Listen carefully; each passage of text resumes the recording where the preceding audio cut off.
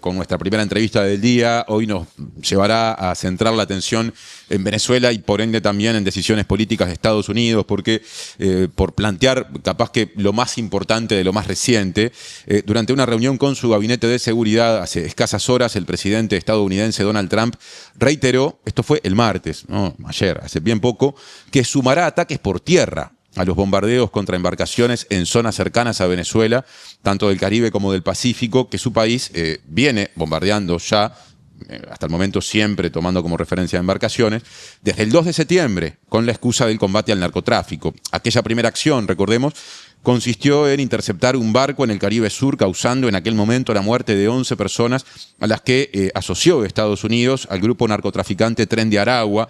Y desde entonces, las acciones similares que se han reiterado, según el Pentágono, han causado una acumulación de 82 muertes y se centraron en un total de 21 embarcaciones. Hablando de las muertes, por ejemplo, desde diversos ámbitos, se dice que aquí lo que está ocurriendo es una continuidad de ejecuciones extrajudiciales.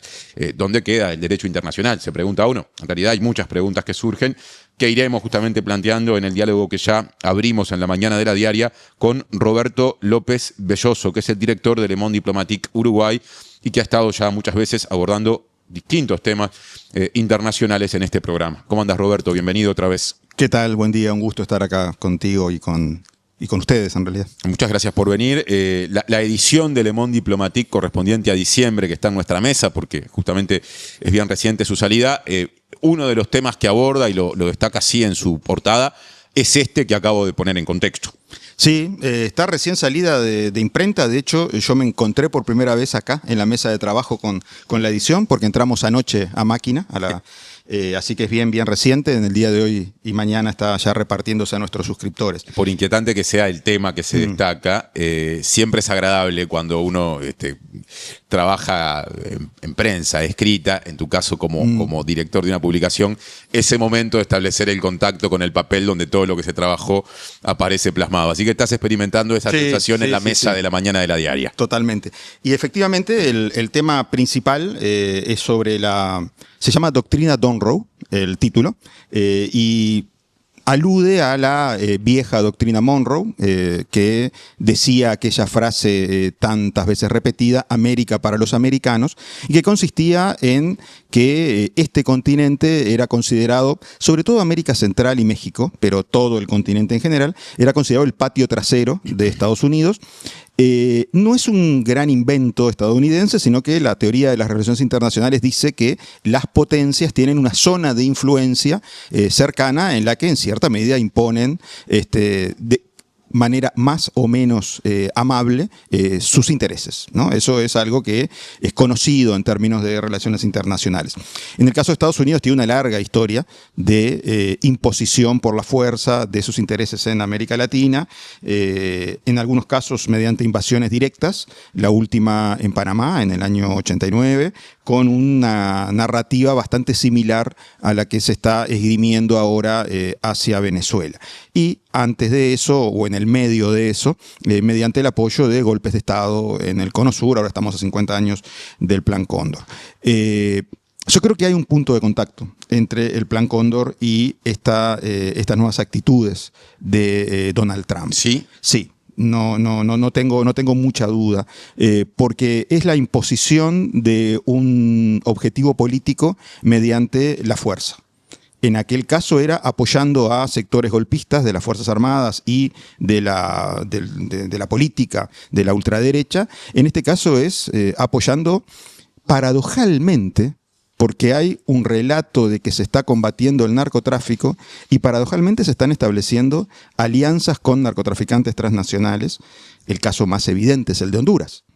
O sea, nosotros estamos hablando de que mientras Donald Trump amenaza con hacer acciones terrestres contra Venezuela y contra Colombia para teóricamente detener a narcotraficantes, indulta a Orlando Hernández, expresidente hondureño que estaba preso en Estados Unidos por sus vínculos con el narcotráfico, y apoya expresamente en las elecciones de Honduras al candidato del mismo partido, Afura, es el apellido del candidato, del mismo partido de Hernández. Que hasta ayer iba unos votos arriba con respecto a Nasrallah, otro candidato derechista. Ahora aparentemente Nasrallah lo pasó, pero es un escenario abierto en última instancia. Sí, yo querría hacer una brevísima nota al pie. Yo no calificaría a Nasrallah como derechista. Ajá. Nasrallah formó parte del gobierno de Xiomara Castro, de una alianza entre el partido de Nasrallah y el partido de Xiomara Castro. Por lo tanto, él formó en su momento parte de la centroizquierda, obviamente el sector más al centro. Más moderado. Más moderado, bien. sí, exacto.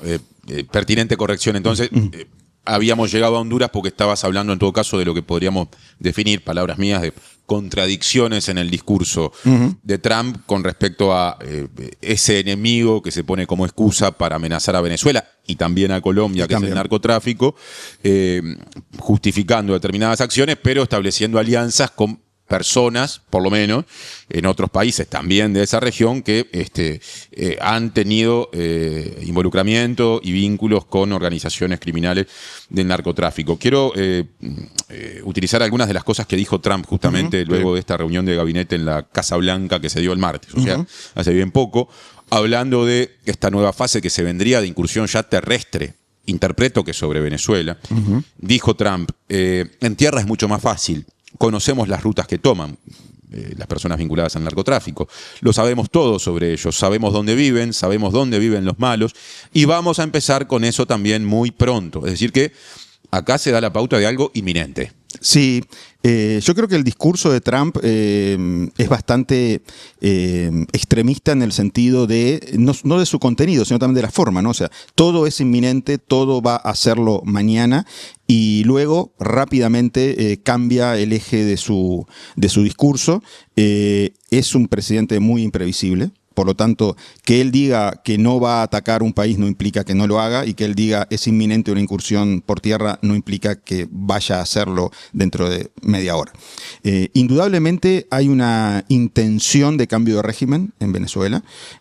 Han circulado por redes sociales piezas de comunicación muy bien elaboradas, promoviendo la deserción política de sectores de las Fuerzas Armadas, es decir, que sectores de las Fuerzas Armadas venezolanas le den la espalda al gobierno de Maduro y generen una suerte de golpe de Estado, para usar un término que reconozcamos, pero que no necesariamente tiene que ser así. ¿Y qué mano está por detrás de esas piezas de comunicación? Si es que se sabe, la oposición venezolana, Estados Unidos, o son esos contenidos que se viralizan finalmente sin que haya alguien que se haga cargo, pero que instalan una idea y que juegan un rol político. Son piezas demasiado profesionales para que sean improvisadas, ¿no? O sea, demasiado profesionales. No hay espontaneidad ahí. No hay espontaneidad. Aparte, apuntan directamente a eso, y hay indudablemente una alianza expresa entre la oposición venezolana y la administración de Donald Trump, ¿no? O sea, se ha criticado mucho a María Corina Machado, reciente ganadora del Premio Nobel de la Paz, por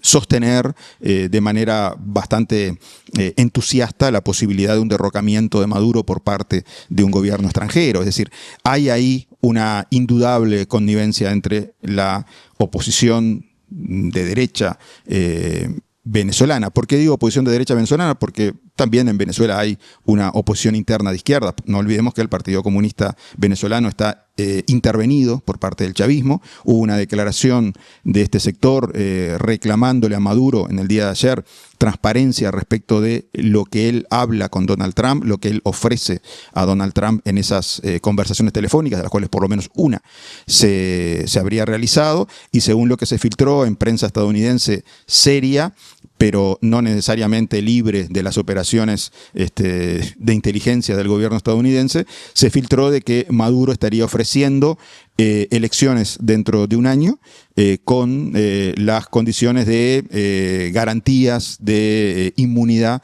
para él, su familia y otras 100 figuras del gobierno venezolano. Eso no fue de ninguna manera confirmado por el gobierno de Caracas y por ahora es simplemente una filtración de prensa, pero estaría hablando ahí de una hipótesis más dentro de todas las que están en este escenario muy volátil, muy complejo. Creo que el país que tiene las cosas más complicadas hoy es Brasil, porque a Brasil le está ocurriendo si el patio trasero de Estados Unidos es todas las Américas, la zona de influencia de Brasil son sus países fronterizos, es América del Sur, y bueno, en un país con el que tiene una frontera extensa terrestre, está ocurriendo esto. No olvidemos que Brasil no reconoció los resultados de las elecciones que llevaron a Maduro a este nuevo periodo presidencial. Intentó una mediación que fue infructuosa. Las relaciones hoy entre Brasilia y Washington no están en un mal momento. Hay una disminución de aquellos aranceles que había colocado Trump en su momento. Se han caído muy fuertemente las presiones que había para que fuera indultado Jair Bolsonaro por el intento de golpe de Estado del 8 de enero del año en que asumió Lula. Es decir, no es un mal momento entre Brasil y Estados Unidos, pero va a ser muy difícil para Brasil si hay una intervención militar estadounidense en Venezuela. Yendo por partes, quiero tomar algo de lo que mencionaste con respecto al vínculo de Brasil y Estados Unidos en este momento, y después volveré a hablar más específicamente de Venezuela, porque distintos medios informaron que ayer, martes, el mismo día en el que Trump dijo lo que dijo en la Casa Blanca, hubo una conversación telefónica entre el presidente estadounidense y Luis Ignacio Lula da Silva. Y según el resumen de la presidencia brasileña, esto es información oficial, el diálogo volvió a ser muy bueno entre dos personas, como vos decías, que hasta hace poco estaban muy enfrentadas y que han empezado a dialogar y por lo menos públicamente a cruzar guiños, ¿no? Obviamente por debajo juegan las estrategias de cada una de las partes y se saben personas y por ende países que están en sintonías distintas, pero hay un escenario que lo lleva, por lo menos por ahora, a mantener esa gestualidad, digamos, ¿no? Y Lula enfatizó la urgencia de fortalecer la cooperación con Estados Unidos para combatir el crimen organizado internacional, según el resumen de la presidencia brasileña, en esa charla con Trump, en la que, según el mismo resumen, el presidente de Estados Unidos resaltó su plena disposición a colaborar con Brasil y su total apoyo a las iniciativas conjuntas. O sea, hablan de crimen organizado Trump y Lula da Silva, mientras Trump señala a Venezuela por sus implicancias, supuestamente, con el crimen organizado. ¿Cómo entender eso? Porque hablaron del tema lateralmente, ¿no? E indudablemente tienen que haber hablado fuera de lo que luego se dijo en los comunicados de la situación de Venezuela. O sea, es inimaginable que en esa conversación no haya estado el tema de Venezuela. ¿Qué puede hacer Lula ahí? Esto que está haciendo.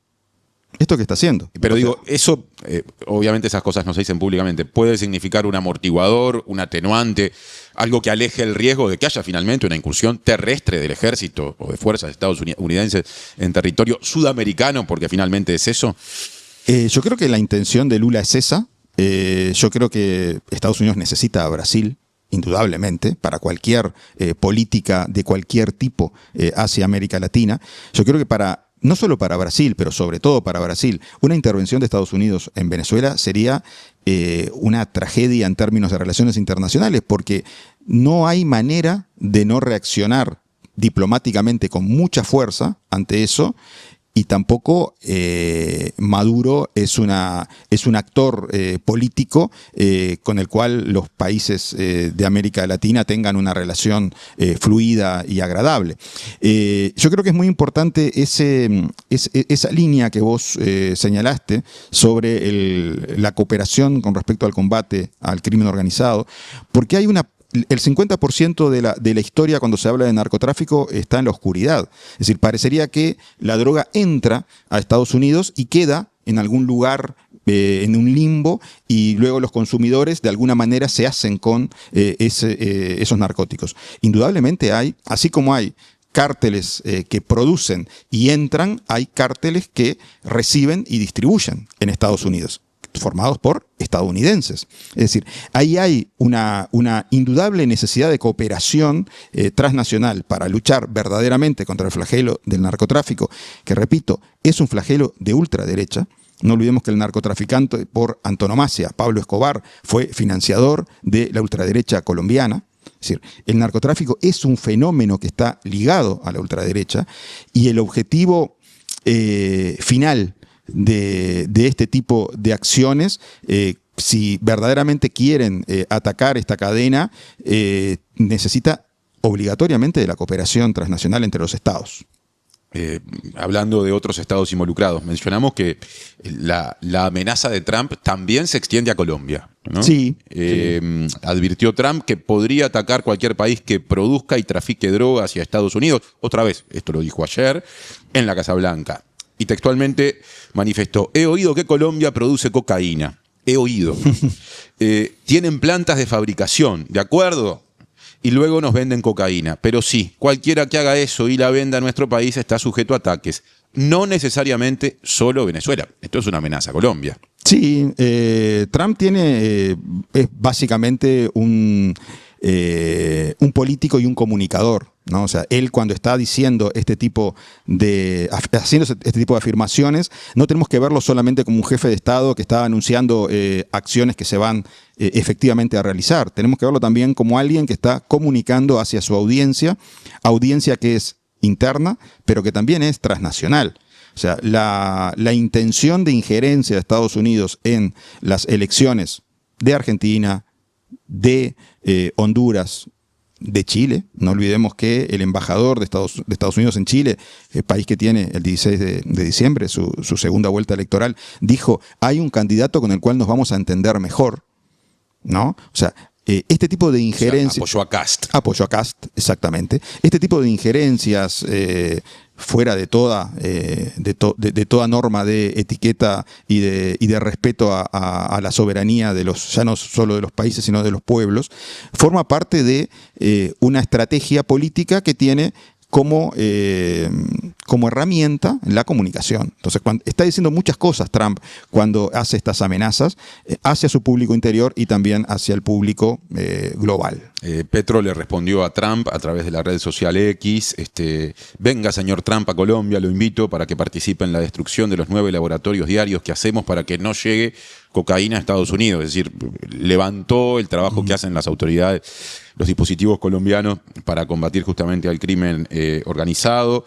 Ya me calumnió, no continúe por ahí, le puso Petro escribiendo a Trump en Twitter, en X: si un país ha ayudado a detener miles de toneladas de cocaína para que no la consuman los norteamericanos, es Colombia. O sea, ahí Petro se para en un lugar de respuesta sin titubeo. Sí, digamos, ¿no? Y yo me imagino también los funcionarios de la administración Trump que en el terreno están colaborando con las autoridades de todos estos países, porque indudablemente todos los funcionarios que trabajan para la represión del narcotráfico en la administración de Estados Unidos tienen que colaborar con sus contrapartes latinoamericanas. Realmente deben de tener bastante más difícil su tarea con este embarrar la cancha que está haciendo la jerarquía máxima de la pirámide del gobierno, porque indudablemente Estados Unidos necesita cooperar con el gobierno de Colombia para atacar al narcotráfico, sin duda, y con el de Petro, y con el de que estuvo antes, Duque, y con el que venga después.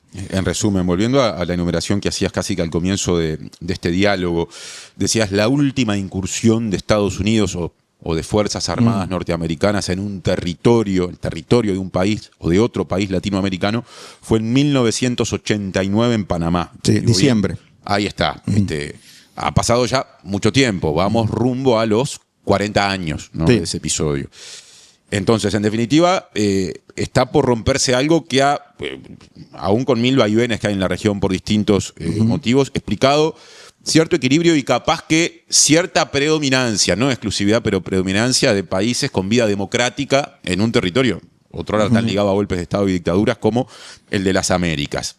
Ante esto, ¿qué dicen los organismos internacionales? Si es que dicen algo. Yo encontré hoy un pronunciamiento, si no me equivoco, de la Corte Interamericana de Derechos Humanos, ¿no? Que depende de la OEA, es parte del sistema interamericano, digamos. Sí. Que voy a resumir brevemente. También fue del martes. Todo esto pasó hace muy pocas horas. Se expresa profunda preocupación por los informes sobre operativos letales contra embarcaciones no estatales realizados por Estados Unidos en el Mar Caribe y el Océano Pacífico Oriental. La Comisión insta al Estado a garantizar que todos los operativos de seguridad, incluidos los realizados fuera de sus fronteras, cumplan con las obligaciones internacionales en materia de derechos humanos, en particular en lo que respecta a la protección del derecho a la vida, el uso de la fuerza, las garantías del debido proceso y los mecanismos de rendición de cuentas. No hay un rechazo, no hay un repudio, hay instar a alguien gobernado por Trump, que en general yo tengo la impresión de que mucho no se fija en estas recomendaciones en todo caso. ¿Esperás algo un poco más firme de el sistema interamericano o de otros organismos? Pienso en Naciones Unidas, ante esto que se dice puede ser un ingreso a Venezuela. Bueno, yo creo que, sobre todo si nosotros miramos esto desde Uruguay, las organizaciones internacionales, ya sea la OEA, ya sea la CELAC, ya sea Naciones Unidas, tienen que ser absolutamente fortalecidas, aún en su aparente incapacidad o imposibilidad de frenar este tipo de acciones en el terreno. O sea, yo creo que el sistema de la gobernanza internacional tuvo un golpe durísimo con lo que ocurrió en Gaza, ¿no? O sea, tuvimos durante semanas y semanas y semanas un goteo permanente de víctimas civiles, de un genocidio en curso, y la comunidad internacional se vio con muchas dificultades para poder realizar algo más que declaraciones, e incluso dificultades para realizar declaraciones, tomando en cuenta el poder de veto de Estados Unidos y otros 4 países en el Consejo de Seguridad de Naciones Unidas. Yo creo que la presión internacional a esta administración de Estados Unidos no le importa demasiado, pero la presión internacional tiene que seguir existiendo. Yo creo que indudablemente tiene que señalarse con claridad de que estamos ante ejecuciones extrajudiciales. O sea, no hay duda. Cuando se comete un delito y se encuentra a una persona o a un grupo de personas de manera infragante y cometiendo un delito, como supuestamente fue lo que estaban realizando estas lanchas, llevando teóricamente droga a Estados Unidos, se lo detiene y se juzga a las personas que están cometiendo este delito. No se las elimina en el terreno.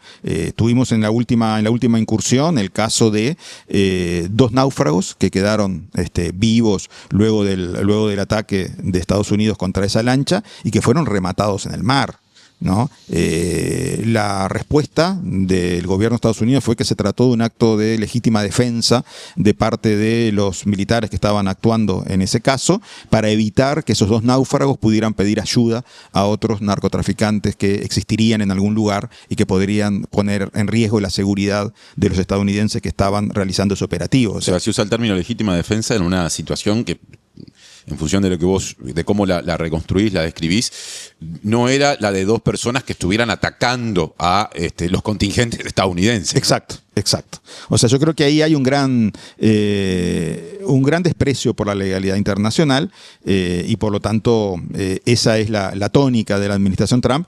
No obstante eso, la legalidad internacional tiene que seguir actuando. Eso con respecto a cómo Trump se para ante señalamientos, por ahora muy tenues, pero eventuales señalamientos, incluso en el caso de que fueran un poco más severos, vinculados al sistema internacional, organismos internacionales, eventualmente otros países. ¿Qué pasa adentro de Estados Unidos? Esto genera discusiones, porque me consta que hay comisiones a nivel del Congreso estadounidense que han tomado el tema. ¿Se puede esperar algo por ese lado? Se puede esperar algo por ese lado porque Trump podrá tener una actitud prescindente con respecto al sistema internacional de justicia, pero el sistema estadounidense de justicia actúa y existe ahí, ¿no? Y por lo tanto su actitud tiene que ser otra. Justamente esta ejecución de los 2 náufragos de las lanchas es uno de los casos que está poniéndose en cuestión. Hay una iniciativa de congresistas demócratas de que el poder legislativo estadounidense le exija a Trump que no puede hacer acciones de guerra contra otro país sin la autorización del Congreso. Hay como un intento de trabar desde el equilibrio de poderes de Estados Unidos estas acciones de Donald Trump, y políticamente también se están llevando adelante, se están desarrollando distintas elecciones en distintas partes. La más conocida internacionalmente es la elección del nuevo alcalde de Nueva York, Mamdani, que van claramente en una línea opuesta a la del gobierno de Donald Trump. Por lo tanto, hay una cierta un cierto desvío de la opinión pública estadounidense con respecto a estas acciones de Trump, que todavía goza indudablemente de una gran popularidad en el país, ¿no? Voy a compartir contigo un mensaje que llega, que instala un tema que naturalmente debe plantearse en esta conversación. La persona que nos escribe dice: la pregunta es si acaso funcionan de alguna forma los equilibrios mundiales, o acaso potencias como Estados Unidos pueden simplemente hacer lo que quieran sin que otros digan, y sobre todo sin que hagan algo. ¿Por qué a Rusia se la bloquea por invadir Ucrania, pero no se habla de lo mismo cuando Estados Unidos hace lo mismo contra otras naciones? Pregunta quien nos escribe. Y ya que menciona a Rusia, quiero preguntarte por el rol de países como Rusia y China, que tienen un vínculo muy fluido con Venezuela en este esquema que se está planteando. Hablaste de Brasil, de cómo Brasil puede, con otro poderío ubicado en otro lugar del mundo, a partir de este vínculo, esta línea que se ha abierto entre Lula y Trump, tratar de amortiguar o de contener la situación en parte. ¿Qué pasa con estos otros actores más pesados de otra región, pero también con otras posibilidades? ¿Está todo dicho o no habría que descartar algún pronunciamiento o gesto en las próximas horas? Yo quiero destacar que, en primer lugar, si alguna potencia o media puede hacer algo para detener a Trump, es Brasil. Porque a Brasil no lo pueden mudar de lugar. Brasil está en América del Sur, Brasil es lo que es en América del Sur. Por lo tanto, cualquier gobierno de Estados Unidos que quiera tener una relación saludable o mínima con América del Sur tiene que tomar en cuenta a Brasil. Por lo tanto, el peso político que tiene Lula para poder poner una barrera de contención aquí, que es un peso político, no estoy imaginando de ninguna manera otro tipo de acciones de Brasil, es indudable.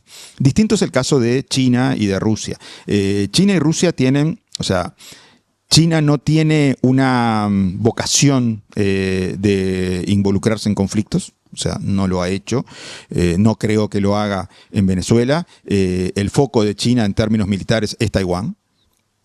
O sea, no es otro. Y creo que en el caso de Rusia está demasiado ocupada con Ucrania. Ambos han tenido declaraciones. En el caso ruso se ha hablado de la entrega de armamento antiaéreo a Venezuela, etcétera. Yo no creo que pase de eso el apoyo de Rusia y de China a Venezuela. Indudablemente en esta situación para Maduro es un apoyo importante tener a estos dos países, por lo menos en términos discursivos, señalando que no sería bueno que Estados Unidos se metiera con ellos, pero no pasa el interés central ni de Rusia ni de China, no pasa por Venezuela, por más que sí es importante para ellos América Latina. Quiero aportar un último dato con respecto a cómo desde Uruguay se sigue la cuestión a nivel oficial. Hace bien poco la subsecretaria de Relaciones Exteriores, Valeria Zuccasi, habló del tema en Tele 12, le preguntaron justamente por la postura del gobierno uruguayo con respecto a esto que ya está ocurriendo en las cercanías de Venezuela y que podría empezar a pasar en su territorio directamente. Dijo que el país, que Uruguay, tiende a tener cierta neutralidad a tono con el posicionamiento de país mediador que este gobierno aspira a consolidar. De hecho, Zuccasi asoció esa cierta neutralidad a una iniciativa presentada el viernes pasado en el Ministerio de Relaciones Exteriores, o por el Ministerio, llamada Uruguay Promotor de Paz, que según la web de la Cancillería refleja la decisión del país de involucrarse activamente en los esfuerzos de construcción de la paz y la prevención de conflictos a nivel regional e internacional, que constituye una prioridad de política exterior. Es decir, Uruguay de algún modo dice: yo puedo ser eventualmente un mediador, en este caso o en otros, y por eso la Cancillería evita por ahora condenas, por ejemplo, o un rechazo más firme a esa amenaza de Trump. Teniendo en cuenta, por supuesto, los pesos, ¿no? Uruguay no tiene un peso como para que se lo pueda considerar a priori un actor clave en esto, pero aún teniendo en cuenta eso, ¿qué opinión tenés de cómo el gobierno uruguayo está siguiendo a la distancia esta situación? Yo creo que para Uruguay hay dos concepciones que son básicas. Una es la neutralidad y otra es el respeto al derecho internacional. Si nosotros pensamos en una de las, no sé si no fue la última, guerras que hubo en continente latinoamericano, que fue entre Ecuador y Perú, indudablemente la neutralidad es la postura correcta. Dos países entran en guerra por una situación X y un tercer país como Uruguay se declara neutral, no apoya ni a Perú ni a Ecuador. Eso fue a mitad de los 90. Una cosa muy diferente es cuando un país ataca unilateralmente a otro. Eso es distinto. Eso no es una guerra entre dos países por un problema fronterizo. Y si nosotros estamos pensando de que está precedida esta supuesta eventual agresión que podría darse de Estados Unidos sobre Venezuela por ejecuciones extrajudiciales en aguas del Mar Caribe, bueno, ahí hay una violación de la legalidad internacional y creo que ante la violación de la legalidad internacional, la neutralidad no es una opción. Eso con respecto a los dos conceptos, ¿no? Lo que Uruguay pueda hacer o no hacer en términos de su política exterior es algo que la Cancillería uruguaya definirá, decidirá. Hay dos cosas ahí a no olvidar. El gobierno uruguayo es el gobierno de un partido político, el Frente Amplio, que tiene una larga tradición de antiimperialismo, ¿no? El Frente Amplio es un, digamos, cuestionador de la doctrina Monroe, del América para los americanos. No parecería sensato pensar, imaginar al Frente Amplio neutral ante una agresión estadounidense contra un país latinoamericano. Claro, ahí quizá se esboce, no lo sé, porque en todo caso estamos jugando a anticipar escenarios, algo que ya ha pasado muchas veces, incluso con respecto a asuntos tan sensibles como lo que ocurre en Gaza. Una diferencia en la postura de la fuerza política con el gobierno. Sí, esa es la tesis Lubetkin, podríamos decir, ¿no? O sea, una cosa es el partido, otra cosa es el gobierno.